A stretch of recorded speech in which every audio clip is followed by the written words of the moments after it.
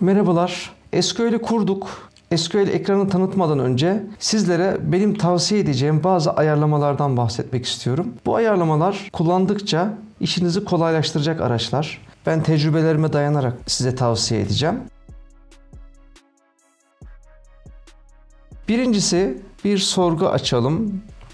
Select yıldız from personnel. Tablom var. Execute dedim. Şuradaki grid ekranı çok küçük. Bunu biraz büyüttüğümüzde daha rahat verileri göreceğiz. Onun için Tools'tan Options'ı seçiyorum. Font and Color diyorum. Show Settings for kısmından Grid Result'ı seçiyorum. Burası 7. Ben 9 olarak kullanıyorum. Siz daha büyütebilirsiniz. Yazı fontunu değiştirebilirsiniz. Renklerini değiştirebilirsiniz. Bütün ayarlar burada. Tamam'a basıyorum. Yeniden kapatıp açmam gerektiğini söylüyor. Tamam diyorum. SQL'i kapatıyorum. Kaydetmiyorum. Tekrar SQL'imi açıyorum. Connect diyorum. Yeni sorgu açalım. Sorgu New Query diyorum. Select yıldız from personnel dedim. Database'imi aktif ediyorum. Execute diyorum. Biraz daha büyüdü. Daha okunabilir bir veri oldu. Ben genelde SQL kurduğumda ilk bu ayarı yapıyorum. İkinci ayar ise şöyle bir sorgu çalıştıralım.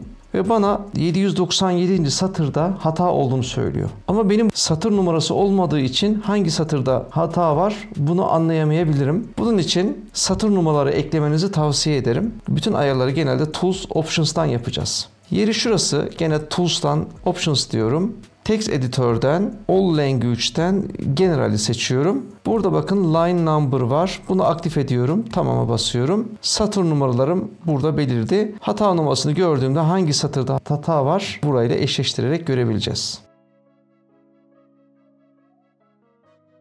Üçüncü ayar gene aynı yerde. Mesela şu sorguyu alalım yeni bir sayfada. Ola ki biz böyle tek satır yazdığımızı varsayalım. Ekran sığmadığında aşağı kaydırsın istersek Tools'tan Options'a basıyorum. Burada Word Wrap alanı var. Bunu aktif ediyoruz. Tamam'a bastığımda sorgu yazdıkça bu aşağı kayacak. Yani şöyle ki ben bir sorgu yazalım. Her yazdığımda şurada aşağı doğru kayacak. Ben yazım tekniğine göre yani şu formatta yazdığım için buna ihtiyaç duymuyorum. Siz kullanacaksanız bunu aktif edebilirsiniz. Ben kullanmadığım için Word Wrap'ı kaldırıyorum. Üçüncü tavsiye edeceğim alan ise database'i yeniden açtığımızda ve New Query'e bastığımızda direkt sorgu yazmaya başlarız. Select yıldız from personnel dedik ve direkt çalıştırmaya başlarız. Ancak kırmızı ile personel tablosunun olmadığını söylüyor. Sorun ise şu, varsayılan olarak master diye bir database'dir. Bu database SQL'in sistem database'idir. Ama bizim kendi database'imiz varsa varsayılan olarak şunu seçmemiz gerekiyor. Bunun çalışabilmesi için master tablosundan mağazayı seçmemiz gerekiyor. Yavaş yavaş da koda alışalım ya da şöyle de çağırabiliriz. Use mağaza diyerek sorguyu da çalıştırabiliriz. İkisini de yapabiliriz. Bunu yaptıktan sonra tekrar SQL bu sorguyu çalıştırdığımızda veriler gelecektir. Sorunumuz şu, her SQL'i açtığımda master'dan mağazaya geçmek ya da use mağaza diye sorgu yazmak zorunda kalmayalım diye şöyle bir ayar yapacağız açılışta. Kapatıyorum tekrar. Açılan ekranda Connect to Server ekranı var. Buna bu arada buradan da geleceğiz. Daha kolayı var. Ben şimdi her açılışta olduğunu göstermek için bunu vurguladım. Şurada Connect Database kısmından mağazayı seçersem ve connect dersem bundan sonra her açıldığında artık database'imiz master gelmeyecek, varsayılan olarak gelecek. New Query diyorum. Gördüğünüz gibi mağaza geldi. Direkt sorgumu yazarak işime odaklanabilirim.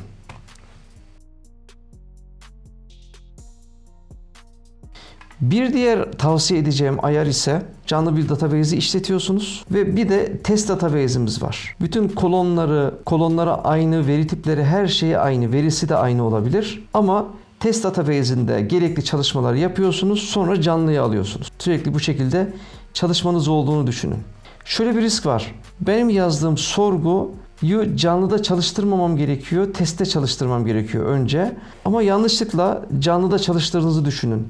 Mesela silme sorgusu. Çok riskli bir sorgu ya da update sorgusu.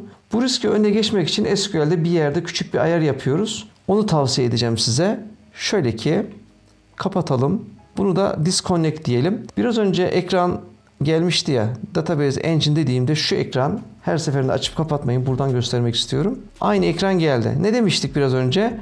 Mağaza database'ini varsayılan olarak getirmiştik. Bunun yanına ilaveten şunu da söylüyorum. Bunun test database'i olduğunu varsayalım. Bende bir tane database olduğu için ikinci database söyleyemeyeceğim.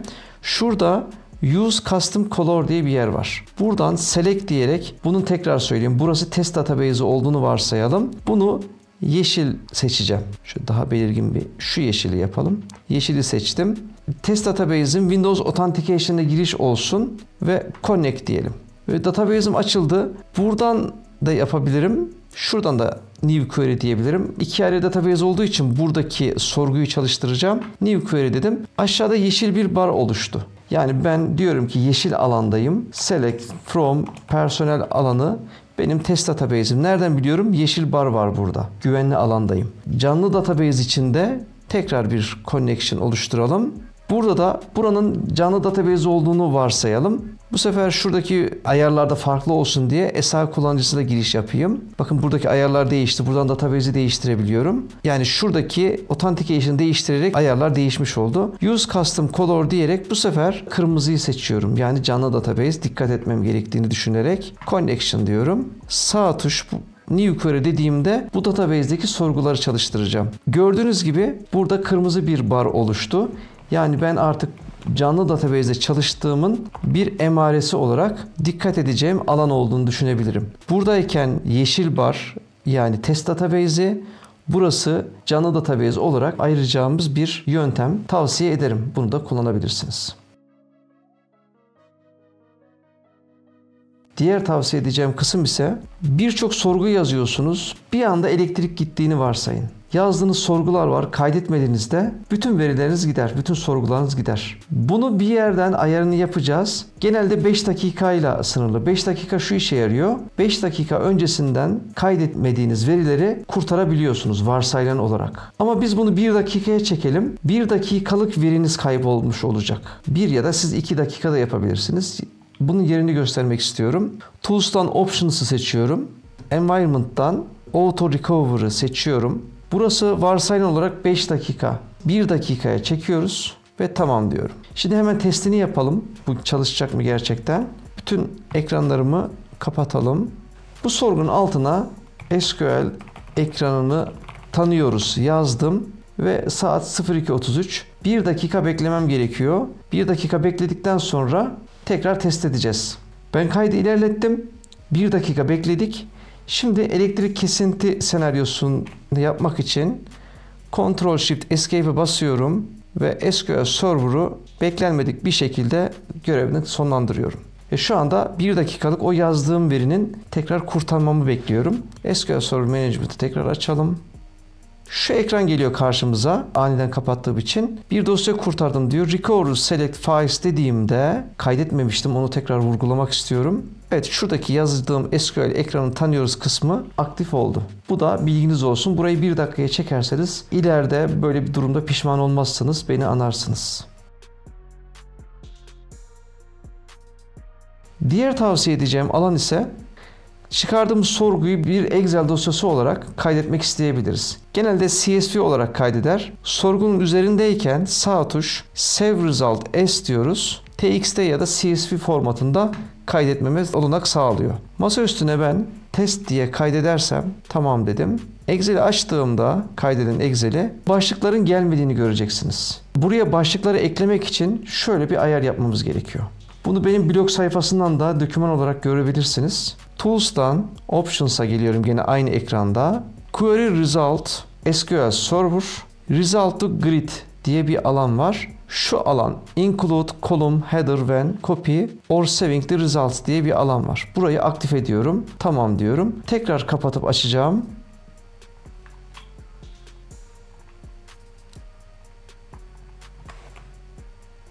Select from Personnel diyorum. Execute'a bastım. Sağ tuş Save as Result diyorum. Test 2 olarak kaydedelim. Açalım dosyamızı. Gördüğünüz gibi başlıklarda geliyor. Bu ayarı yaparsanız başlıklar gelir. Değilse varsayın olarak başlıksız geliyor. Bilginiz olsun. Son tavsiye edeceğim alan ise şu şekilde bir sorgu çalıştırdığımızda günler ve aylar İngilizce geliyor. Varsayılan olarak İngilizce gelir. Bunu Türkçe'ye çevirmek için bunu bir sefer çalıştıracağız. Şunu yazıyoruz. Set language Turkish.